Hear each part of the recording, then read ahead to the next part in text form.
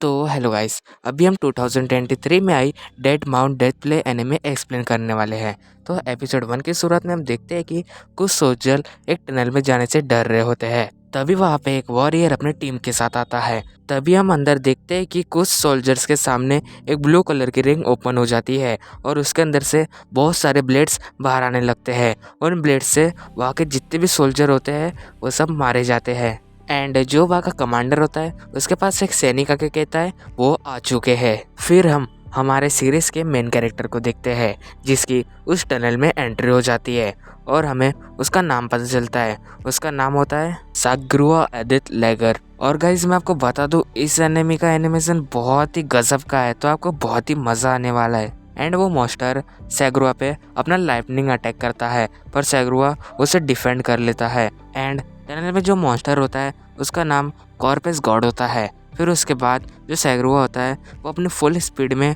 उस corpus God पे attack कर देता है और फिर हमें इन दोनों की एक बहुत ही खतरनाक लड़ाई दिखाने को मिलती है। फिर वो कॉर्पस गॉड अपनी पावर से मैजिकल होल बनाने लगता है और उसके अंदर से ब्लेड्स निकलने लगती है, पर सैगुरु उन ब्लेड्स को डिफेंड कर लेता है और सारे ब्लेड्स को इधर उधर फेंक देता है। एंड कॉर्पस गॉड बाहर जितनी भी सोल्स होती है उनको एक एनर्जी बॉल में कन्वर्ट कर देता है। फिर वो उस जगह पे एक पोर्टल ओपन कर देता है जिसमें से बहुत सारे स्पिरिट्स निकल के उस कॉर्पस गॉड के पास आती है, जिससे कि वो उस टनल में जितने भी स्केलेटन्स पड़े होते हैं उससे एक मॉन्स्टर को क्रिएट कर लेता है। वो मॉन्स्टर सेगरुआ पे अटैक कर लेता है, लेकिन सैगरुआ भी अपनी पावर से उस मॉन्स्टर को बीच में से काट के उसके दो हिस्से कर देता है। एंड जो सैगरुआ के फ्रेंड्स होते हैं वो उसको देख के कहते हैं इसके पास कितनी गजब की पावर है, अगर इसने इस कॉर्पस गॉड को हरा दिया तो इनका पूरा वर्ल्ड से राज खत्म हो जाएगा। और हमारे सर सैगरो, जिनका नाम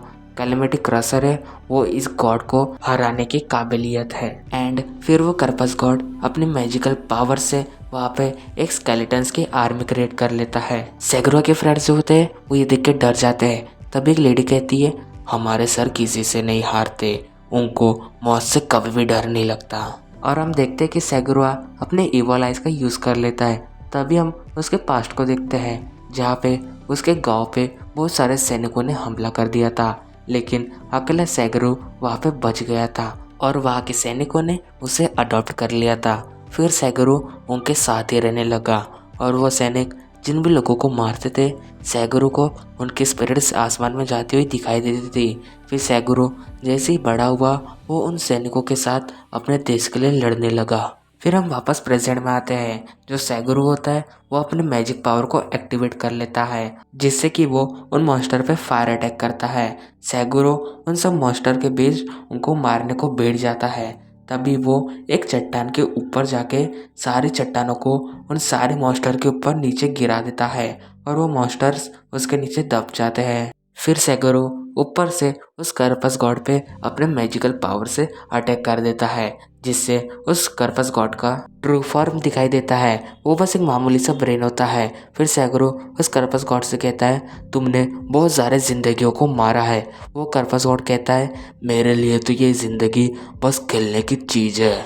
ये सुन के सैगुरु गुस्से में आके उसे कहता है तुम क्या खुद को एक गॉड समझते हो? वो कॉर्पस गॉड उसे जवाब देते हुए कहता है नहीं, भगवान इंसानों को नहीं मारते, जैसे कि तुम और मैं अपने इवल आइज को यूज़ करते हैं वो वैसे उसे यूज़ नहीं करते। सैगरुआ भी पूरे गुस्से में आके उससे कहता है तुम जैसे मॉन्स्टर को तो मार ही जाना चाहिए, न जाने तुमने कितने सारे इंसानों को मारा है, पर अब तुम्हें मरना होगा। फिर वो कॉर्पस गॉड कहता है चलो एक गेम खेलते हैं क्रीम रिपर की तरह, देखते हैं किसकी ताकत सबसे ज्यादा है। ये सुन के सैगरो भी अपनी पूरी पावर को एक्टिवेट कर लेता है और उस मॉन्स्टर पे अटैक कर देता है, लेकिन इस बार सैगरो की पावर बहुत ही ज़्यादा होती है। वो उस मॉन्स्टर की शील्ड को तोड़ देता है जिससे कि वहाँ पे बहुत ही ज़ोरदार धमाका होता है। फिर वहाँ पे पूरा माहौल शांत हो जाता है और एक छोटे बच्चे की आवाज़ सुनाई देती है मैंने अपने अगली ज़िंदगी में अपनी एक स्पेल जीती। और तभी सीन शिफ्ट होता है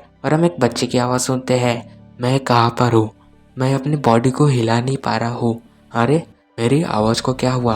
और हम देखते हैं उस बच्चे का गला कटा हुआ होता है, वो एक गली में पड़ा होता है।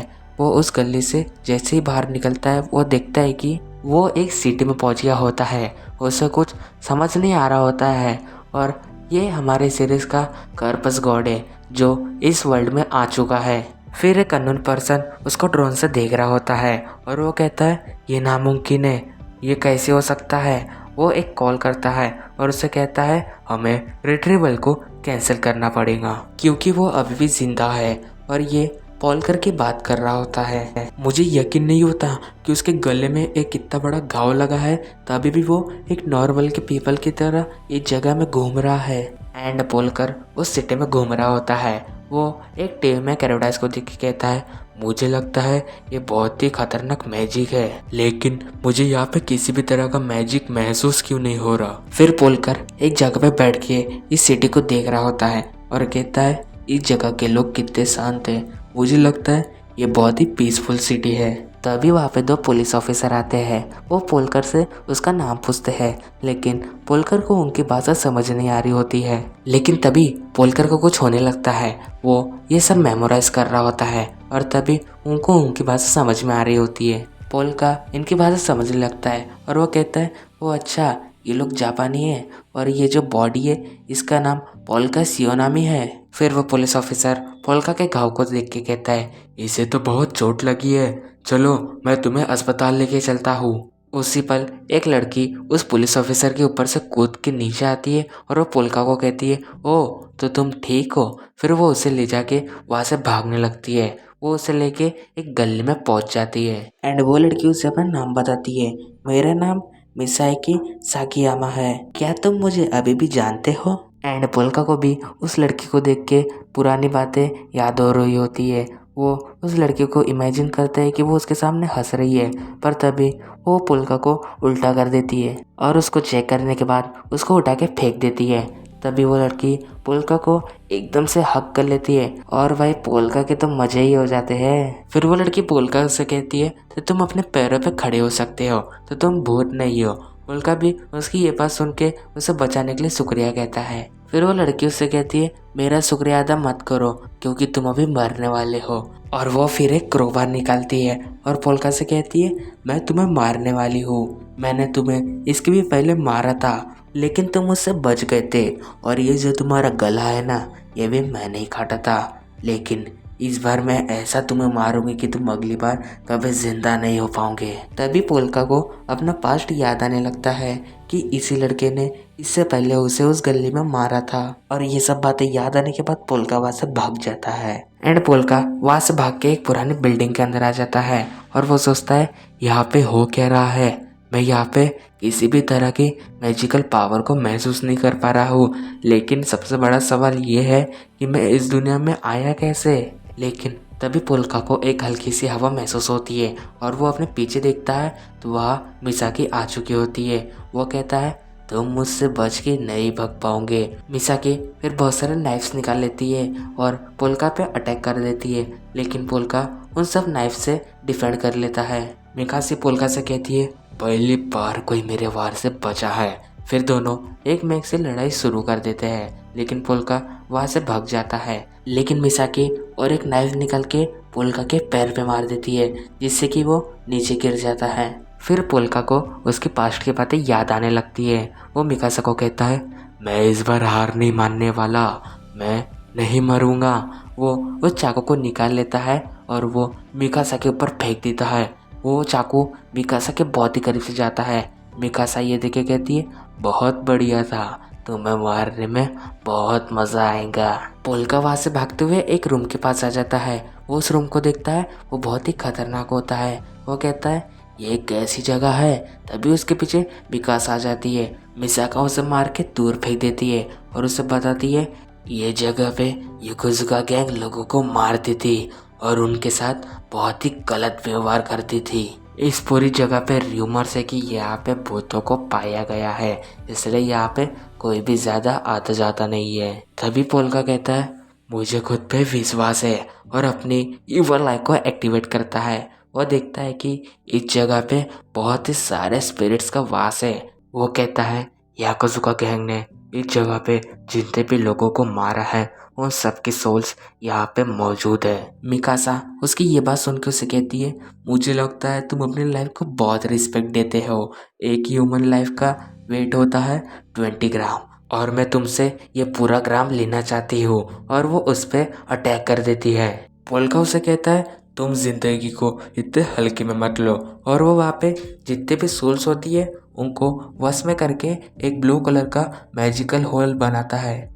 वो उस होल से बहुत बड़ा स्केलेटन हाथ बाहर निकालता है और वो हाथ मिकासा के बॉडी के आर पार हो जाता है, जिससे मिकासा की ऑन द स्पॉट डेथ हो जाती है। पोल्का फिर कहता है लाइफ को ज़्यादा हल्के में नहीं लेना चाहिए।